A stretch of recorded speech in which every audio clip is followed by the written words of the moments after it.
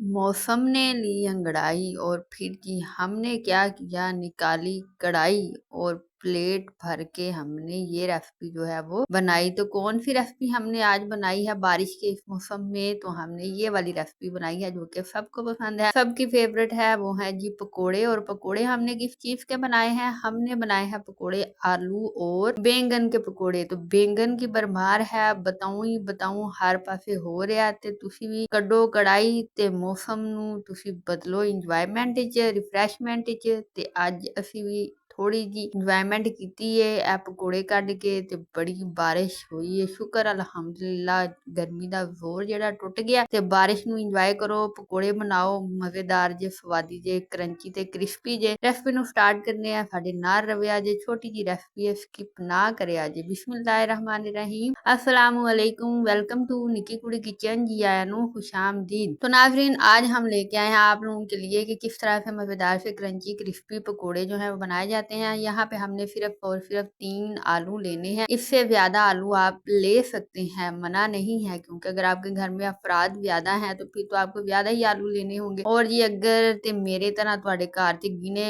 चुने 4-5 जी ने तो फिर ਤੁਹਾਨੂੰ ਇੰਨੇ ਹੀ आलू ਜਿਹੜੇ ਨੇ काफी ने। तकरीबन आधा किलो आलू ले लेनी है, उनको अच्छी तरह से धो लेना है, वॉश कर लेना है। वॉश करने के बाद उनका छिलका जो है वो उतार लेना है। उसके बाद ये आपने इनकी कर लेनी है कटिंग। तो कटिंग यहाँ पे अहम है, तो मैंने कटिंग जो है वो इस तरीके से की है। थोड़े थोड़े से चिप्स की तरह लग रहे हैं, बारीक से आपने निकालने हैं। जो तुम आलू कट लेने ने उन्होंने पानी च प्यो लेना है। फिर तुम लेना एक अदद बताऊं, ओह बताऊं मतलब मैं बताऊं की बात नहीं कर रही, बैंगन की बात कर रही हूँ। हाँ जी, बताऊं लैके ਤੇ ਉਹਨੂੰ ਵੀ ਕੱਟ ਵੱਢ ਕੇ ਤੁਹਾਂ ਇਹਦੇ ਵਿੱਚ ਦੇਣਾ ਹੈ। ਫੁੱਟ ਫਟਾ ਤੇ ਫੁੱਟ ਫਟਾਣੇ ਤੋਂ ਬਾਅਦ ਤੁਹਾਂ ਲੈਣਾ ਹੈ ਜੀ ਇੱਕ ਅਦਦ ਵੱਡਾ ਸਾਰਾ ਪਿਆਜ਼। ਤੇ ਪਿਆਜ਼ ਨੂੰ ਤੁਸੀਂ ਬਰੀਕ ਜਿਹਾ ਕੱਟ ਲੈਣਾ। ਹਰੀਆਂ ਮਿਰਚਾਂ ਵੀ ਤੁਹਾਂ, ਹਰੀਆਂ ਮਿਰਚਾਂ ਜਿਹੜੀਆਂ ਨੇ ਅੱਜ ਕੱਲ ਬੜੀਆਂ ਤਿੱਖੀਆਂ ਤੇ ਤੇਜ਼ ਨੇ, ਤੇ ਹੱਥਾਂ ਨੂੰ ਬਚਾਉਂਦੇ ਬਚਾਉਂਦੇ ਤੁਹਾਂ ਉਹ ਵੀ ਕੱਟ ਲੈਣੀਆਂ ਨੇ। ਇਹਦੇ ਚ ਕੁੱਟਣ ਦਾ ਤੇ ਕੋਈ ਸਵਾਲ ਹੀ ਪੈਦਾ ਨਹੀਂ, ਤੇ ਕੱਟ ਕੇ ਇਸਤੇਮਾਲ ਹੋਣੀਆਂ ਨੇ। ਕੱਟ ਲੈਣੀਆਂ ਹਰੀਆਂ ਮਿਰਚਾਂ ਵੀ, ਹਰਾ ਧਨੀਆ ਵੀ ਕੱਟ ਲੈਣਾ। ਜੇ ਤੇ ਤੁਹਾਨੂੰ ਪਾਲਕ ਮਿਲ ਜੇ ਤੇ ਵਾਹ ਹੀ ਕਿਆ ਹੀ ਬਾਤ ਹੋ ਜਾਣੀ ਹੈ। ਸਾਰੀਆਂ ਚੀਜ਼ਾਂ ਕੱਟ ਕਟਾ ਕੇ ਧੋ ਧਾ ਕੇ ਸਾਫ਼ ਸੁਥਰੀਆਂ ਕਰਕੇ ਵਿਦਆਊਟ ਵਾਟਰ ਤੁਸਾਂ ਪਰਾਤ ਦੇ ਵਿੱਚ ਸੱਠ ਲੈਣੀ ਹੈ। ਵੱਡਾ ਭਾਂਡਾ ਲੈਣਾ, ਪਰਾਤ ਲਓ, ਬੋਲ ਲਓ, ਟੱਪ ਲਓ, ਉਹਦੇ ਵਿੱਚ ਖੁੱਲਾ ਜਿਹਾ ਤੁਸੀਂ ਮਸਾਲਾ ਆਰਾਮ ਨਾਲ ਜਿਹੜਾ ਹੈ ਉਹ ਮਿਕਸ ਕਰ ਸਕਦੇ ਹੋ। ਤੇ ਮਿਕਸ ਕਰਨ ਤੋਂ ਬਾਅਦ ਮਸਾਲੇ ਨੂੰ ਫਿਰ ਉਹਦੀ ਰੰਗਤ ਜਿਹੜੀ ਉਹ ਆਪ ਹੀ ਬਦਲਣੀ। ਤੇ ਪਹਿਲਾਂ ਇਹਨੂੰ ਮਿਕਸ ਕਰਨ ਵਾਸਤੇ ਲੈਣਾ ਫਿਰ ਕੀ ਹੈ, हमने यहाँ पे ऐड करनी है हल्दी,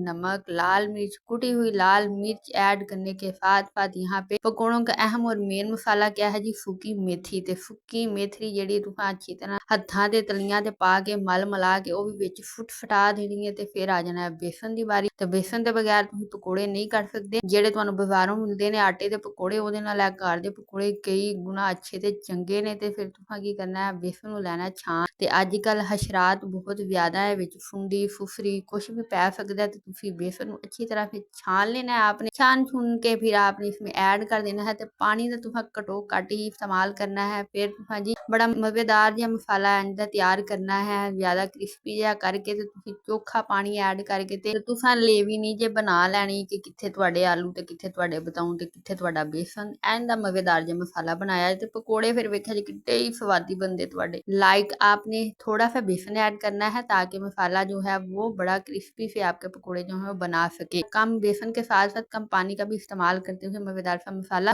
रेडी किया। फिर जी असी की करना है, कढ़ाई लैनी है बड़ी चमकदी ते लिशका मारनी। मेरे भांडे तुहां चेक कीते ने, जिन्नी वारी भी तुहानू रेसिपियां बना के दित्तियां ने इंज ही लगदा कि अज ही नवां बर्तन लाया। एक की इन्हां नू मांज के मांजीदा, एवें नहीं चिट्टे नीले कूचियां हो रही किन्नियां कु तबाह हो गईयां ने इन्हां दी चिट्टेपन नू लिआउण वास्ते। जिवें इंसान नू जिंदा रहण वास्ते क्रीमां दी लोड़ है ते इहदे वास्ते भी कूची दी लोड़ है। ते कूचण वाला बंदा जेहड़ा वो भी कोई तगड़ा होना चाहिए। अच्छा जी, ऑयल गर्म करने के बाद हमने यहाँ पे फ्लेम जो है वो लो टू मीडियम रखना है। फिर जी पकौड़े इस तरह से ऐड करते जाना है। ਤੇ ਮੇਰੀ ਤਰ੍ਹਾਂ ਕੋਈ ਜਿਹਦੇ ਕੋਲ ਅਸਿਸਟੈਂਟ ਨਹੀਂ ਹੈ ਕੈਮਰਾ ਫੜਨ ਵਾਸਤੇ, ਮੋਬਾਈਲ ਫੜਨ ਵਾਸਤੇ, ਤੇ ਉਹ ਫਿਰ ਇੰਜ ਦਾ ਕੰਮ ਆਪ ਹੀ ਕਰ ਸਕਦਾ। ਤੇ ਇੱਕ ਹੱਥ ਨਾਲ ਕੈਮਰਾ ਫੜਿਆ ਤੇ ਇੱਕ ਹੱਥ ਨਾਲ ਪਕੌੜੇ ਕੱਢੇ ਨੇ। ਤੇ ਕਿੱਡਾ ਹੀ ਸ਼ਾਬਾਸ਼ੀ ਵਾਲਾ ਕੰਮ ਹੈ। ਤੇ ਸ਼ਾਬਾਸ਼ੀ ਤੁਸੀਂ ਇਸ ਤਰ੍ਹਾਂ ਦੇ ਸਕਦੇ ਹੋ ਕਿ ਤੁਸੀਂ ਚੈਨਲ ਨੂੰ ਸਬਸਕ੍ਰਾਈਬ ਕਰ ਦਿਓ ਤੇ ਮੇਰੀ ਮਿਹਨਤ ਜਿਹੜੀ ਉਹ ਵਸੂਲ ਹੋ ਜਾਏਗੀ। तो यहाँ पे हमने जी एक परागा काटा है, फिर दूसरा परागा हमने ऐड कर दिया है। तो इस तरह से परागे पे परागा हम ऐड करके तो हम जी अच्छी तरह से इसको पून बना के क्रिस्पी सा करके तो निकाल लेंगे। तो